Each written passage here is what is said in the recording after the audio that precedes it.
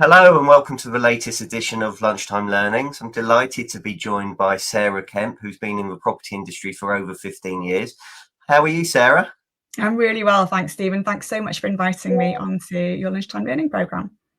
Absolute pleasure. So tell us about how you got into property and what you've been doing for the last 15 years. Wow, okay, that's quite a big topic. I got into property actually through Ravensworth. So I started in the property industry working in Ravensworth as their head of marketing, working for Susie McCohen. And have been on quite a journey since then, which has taken me to work at Zoopla for a little while, and also latterly for Property Academy and Peter Knight and the Property Academy team. And then I took a step back actually a few months ago, and have taken some time really over the summer to do some kind of deep work on myself, really, to sort of try and understand what my true north is.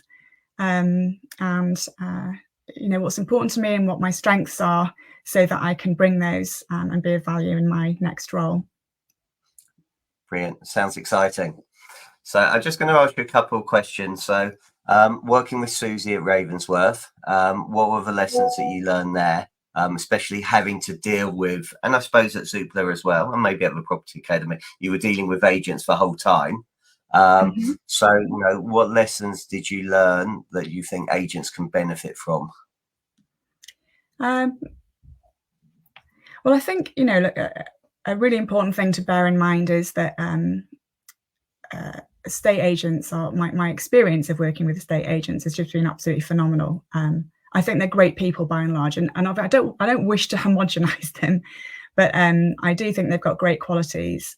And obviously Susie's a salesperson, many estate agents are salespeople, and I find I actually get along with them really, really well, because we do share some traits. My personal belief in some of the work that I've been doing over the summer lead me to know that, in my opinion, human connection should be your absolute number one business tactic. I feel like, when you meet someone and you feel as though you've struck a chord, and it's someone that you can learn from and who wants to learn from you, and someone you can be yourself with, and someone who holds space for you and lets you be who you are, and you want to be there for them, really. And I think those are things that I yearn for.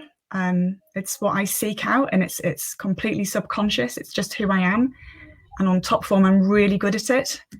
And I think that those values are ones that are shared by many estate agents, actually. I think many estate agents value connection and belonging, and they're creative. And the very best ones are empathetic and open and accepting and non-judgmental, and they need to be, because they're dealing with the public at really highly stressful points in their lives. So yeah, I think, I've really enjoyed working in the property industry, and it would be nice to stay in the property industry, although that's not sort of necessary. So yeah, that's what I have to say about it, I think.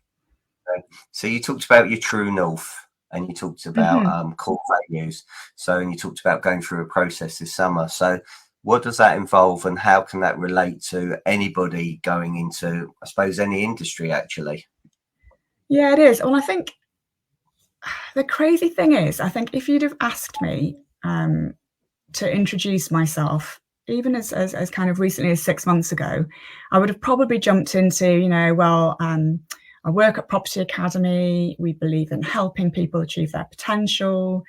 I'm responsible for sourcing speakers, for organising mastermind groups, managing the best estate agent guide assessment process, overseeing the marketing, communications and brand strategy. I would have gone into talking about the role that I did, and I really found that I've defined myself by what I did without really knowing what my true north was, or why I was doing those things. And so when I left Property Academy, for a while I felt like I'd really lost my identity. So I got a career coach, actually, and it was a really amazing experience, and I can't recommend it highly enough. And on my very first call with her, I remember sort of saying to her, she was asking me to describe my career and what I'd done with in my work life. And I remember telling her, look, things have just sort of happened fluidly for me. Opportunities have come up. I've said yes to them. I've done loads of different things. I can't sort of say to you, like I'm an estate agent or I'm a marketing person, because I've done marketing, but I've done product management, I've done sales, I've been in events, I've held leadership roles. I just haven't had this linear career. I've never felt as though I really know this is what I want to do. I've just gone with the flow. And she just kind of smiled at me. And then we went into, she kind of said, I think what we really need to do is to start to kind of work through and discover what you're good at. And she took me through a process, and it was a really, really good one. And I'd like to sort of touch on it for maybe anybody that this is resonating with, who's maybe feeling a little bit the same. And I'm 52 years old, and I'm really just working this stuff out now. I'm sure this is something that lots of people struggle with, actually. And I expect and hope that there will be some younger people watching this who also at the start of their career, and for whom this will be really helpful. Look, so I kind of sorry, go on. No, I was going to say 100%. And I was reading one of your posts on LinkedIn and about an excellent book you call The Squidgy Career. I think it was. And I like one of the questions that you asked all your friends. So I think you contacted 9 people who know you well, and they asked you to choose 3 words to describe you, and with the reasons why. So that must have been a bit tough. It was. A few people have said that to me. It was also just amazing. I just absolutely loved it. I discovered all sorts of things just simply from asking that question of people that I know. And it's important when you do this, and I'm honest, I really want everybody that's watching this to do this task, because it's fantastic. You need to ask a range of people. So ideally, you'd ask family members, you'd ask obviously colleagues and people that you work with. Maybe think about people who are at your same level, or managers, or people that report to you, just so you get that kind of broad perspective. And it's just fascinating what comes back at you. So I discovered all sorts of things just from listening to the stories that people were telling about me. I'm a good mediator. I tend to be more intuitive than sort of fact driven.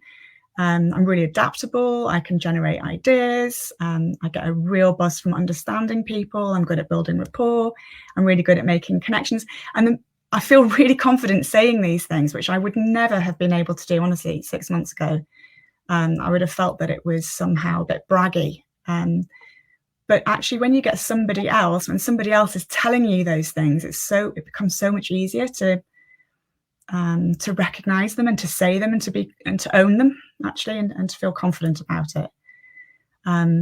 So it's interesting now, in retrospect, I can really see how all of those strengths and my values of connection and belonging were driving my decisions, and they were influencing the opportunities that were flowing my way, but I didn't know it at the time and when it was happening. So that was the little wry smile, I think, that my coach had on her face when I was saying, oh yeah, I've just gone with the flow. It's not true at all. Subconsciously, I was actually, I really was kind of going with my strengths and these core values. My true north was there and having an influence. But I think being fully aware of it I can now be much more intentional about using those skills and really think about them and bringing to the fore, and finding work that allows me to use those skills much more often. Yeah. Fantastic. So what else have you learned from this career coach then, and how would it help other people? Well, she was really good at helping me understand not just strengths and values, but also things like what energize me and what drains me.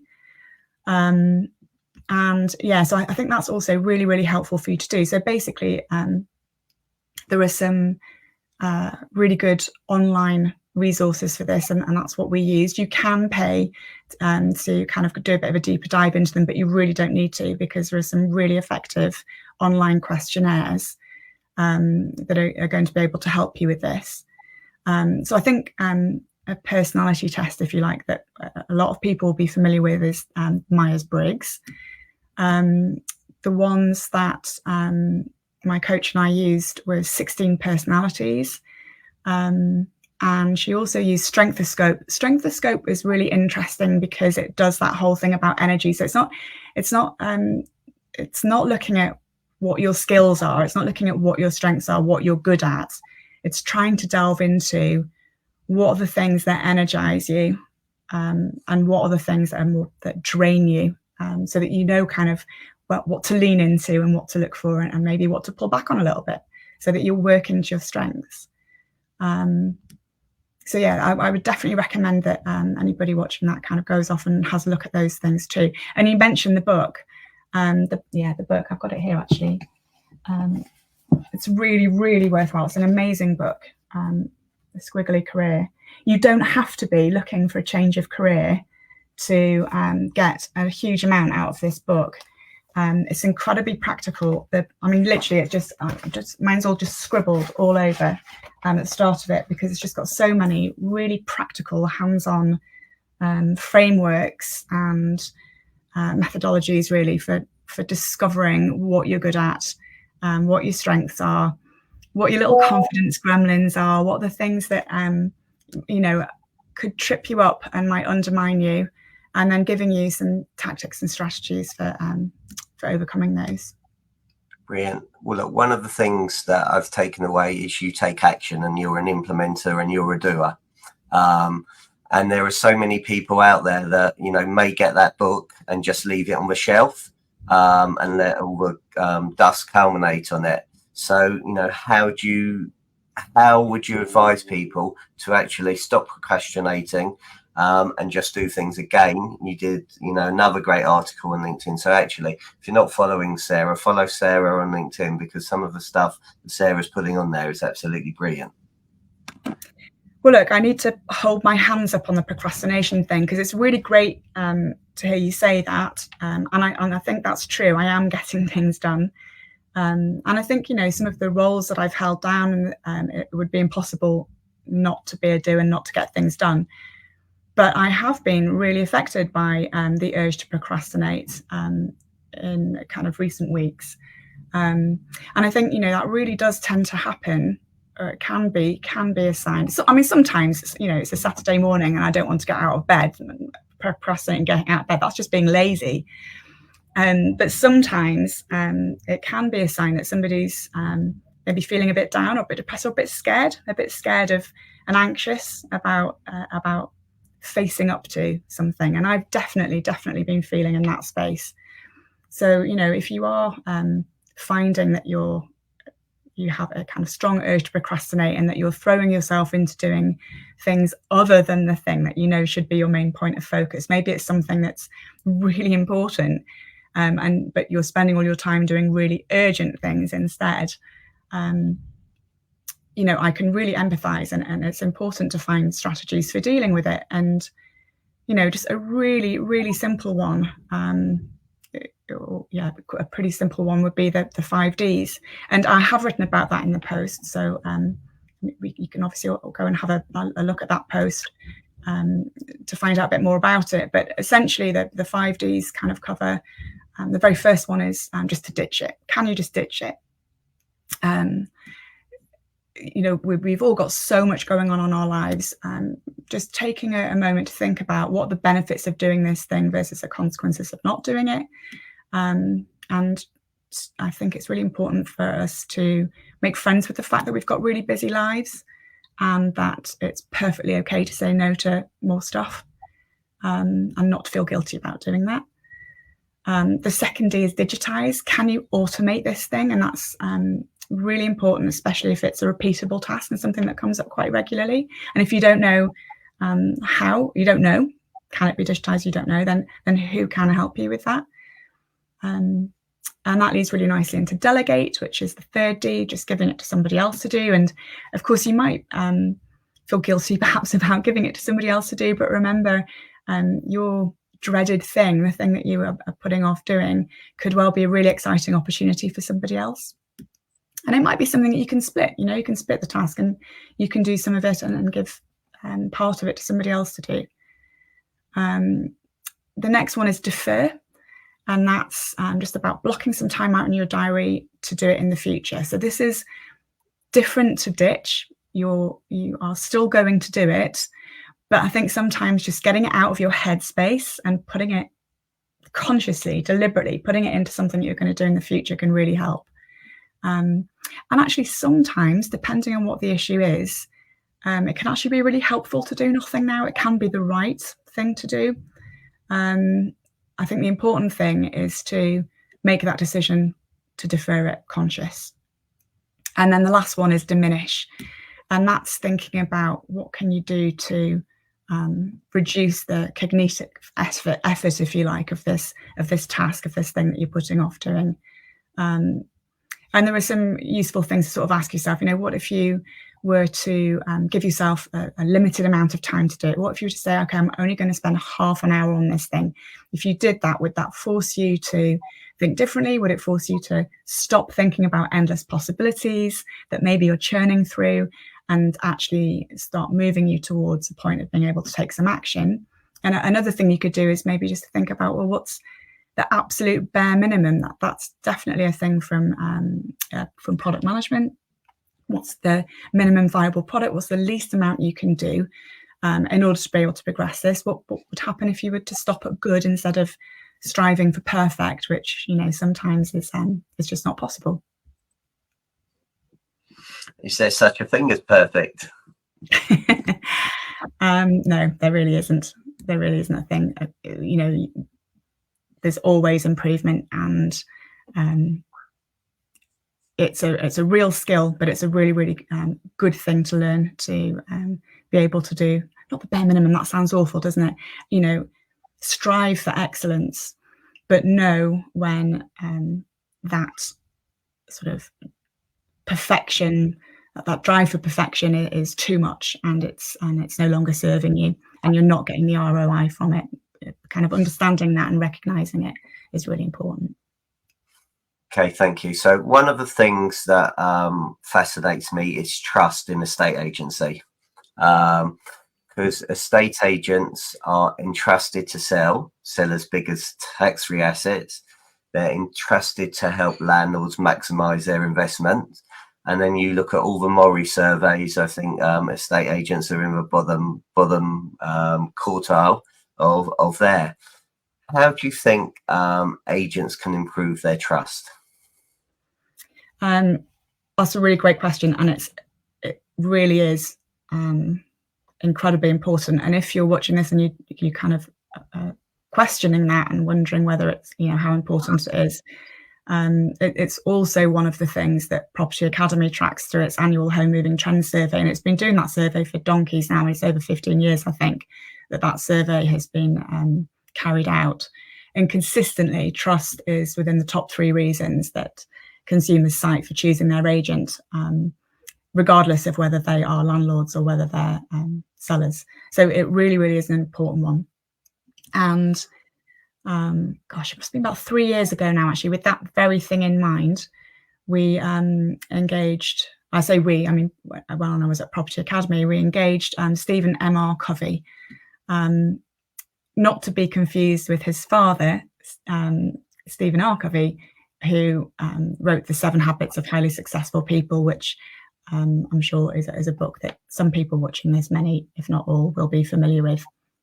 So we invited Stephen M.R. Covey to come and speak at our All Members Conference and also at EA Masters. And his work's really important. He builds on what his father started, but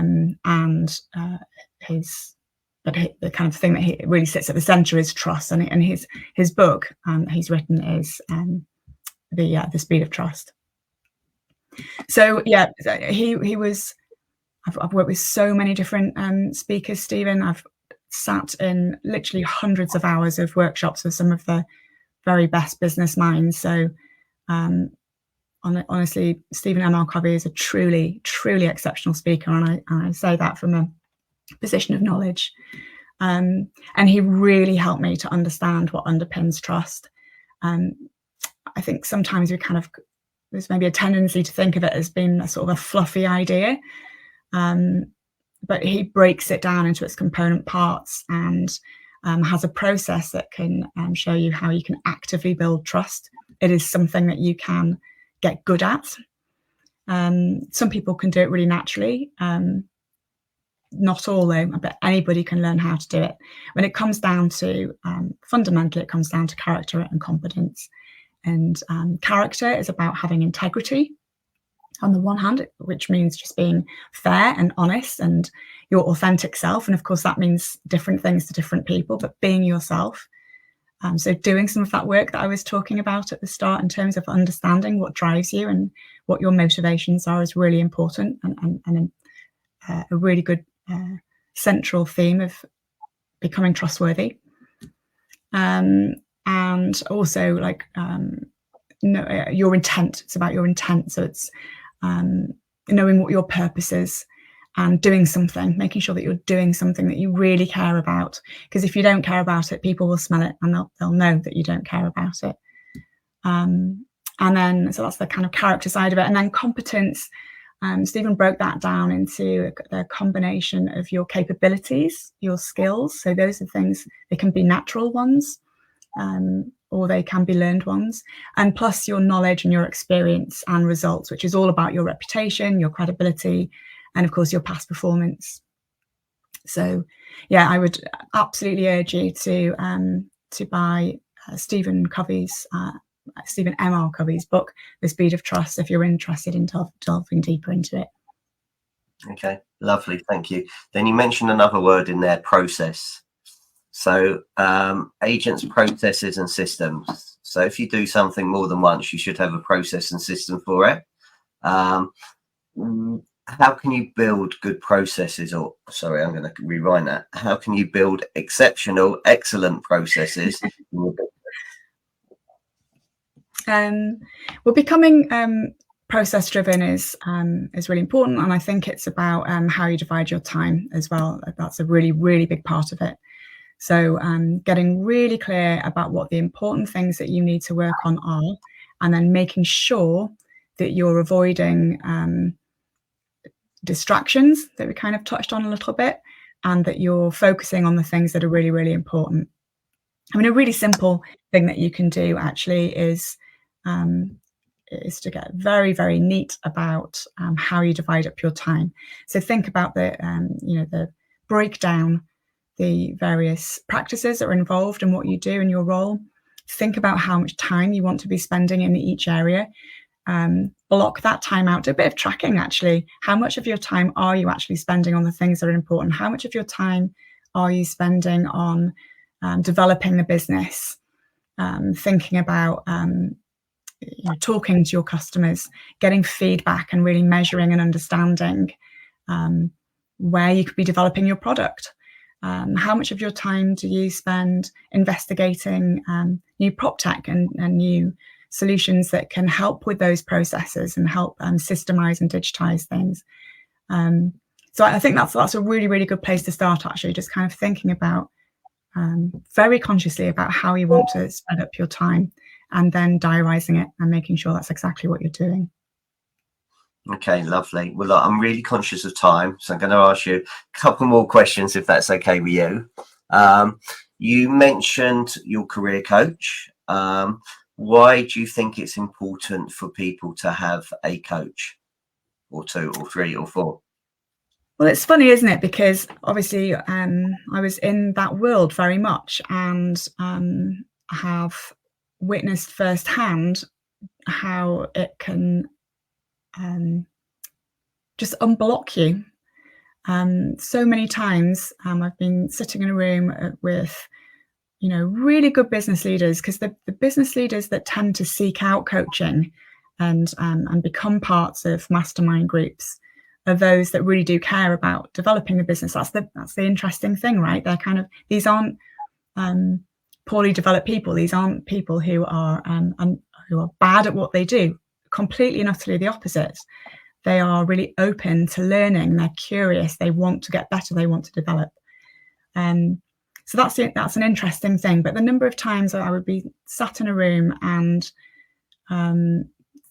a business leader would be talking about an issue that they had and a concern that they had, of fear, or even an opportunity, but they didn't know how to proceed. And then after going through some time with their coach, and in the case of Property Academy, with other people in the room helping, they kind of walk away with a really, really clear plan, and you can just see the stress melting away, really. So that's why I think it's so important. I really do think it's incredibly important. And it's not the same as asking your friends. It's not the same as going to your family. It's not the same as going to colleagues.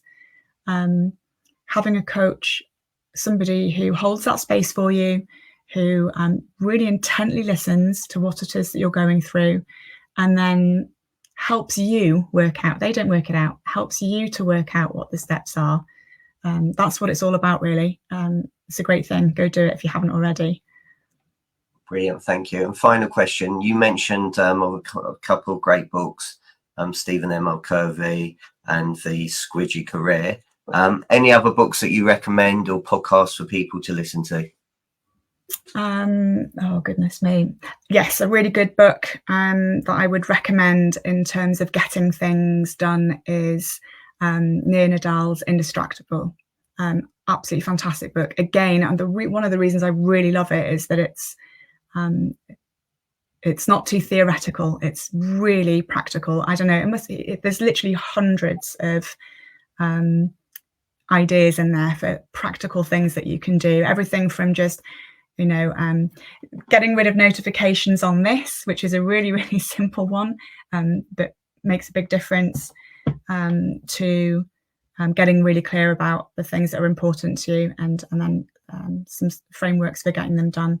So yeah, Indistractable by Nadal. I'd definitely go for that. Brilliant, thank you. Thank you so much for your time and for being a great guest and sharing so much golden value. People want to get a hold of you, Sarah, how do they do that? They can get hold of me by email. It's SK for Sarah Kemp at sarahkemp.uk. Fantastic. Well, thank you for being a great guest. Thank you, everybody, for watching and listening. Really appreciate it. Please like it, share it, tag your friends in, tag your colleagues in, because there's loads of great stuff that will help you and most probably your kids, definitely on the career coaching side as well, with a personality test. So thank you so much, and have a great day, everybody. Bye.